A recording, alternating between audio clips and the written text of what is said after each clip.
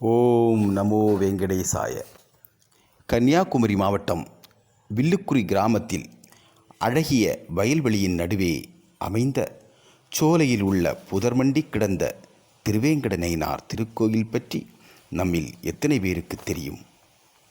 ஆம், வில்லுக்குரியிலிருந்து மாம்பழத்தையாறு செல்லும் சாலை வழியே சானல் கரையோரம் குமாரகோவில் செல்லும் வழியில் சானலுக்கு தெற்கு பக்கமாக உள்ள அழகிய வயல்வெளியின் நடுவே உள்ள சோலையில்தான் அமைந்துள்ளது 1200 ஆண்டுகளுக்கு முந்தைய பாண்டிய மன்னன் காலத்து ஸ்ரீ வேங்கடநயினார் திருக்கோயில்.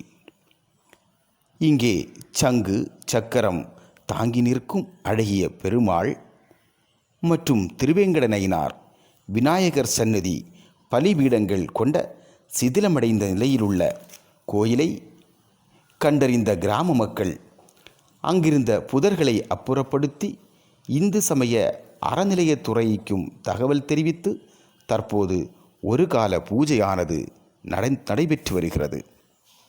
இங்கு கோயில் சிற்பங்கள் உடைந்த நிலையிலும் கற்கள் பெயர்ந்த நிலையிலும் காணப்பட்டதை ஓரளவு சரி செய்து பக்தர்கள் வழிபாட்டிற்கு கொண்டு வரப்பட்டுள்ளது.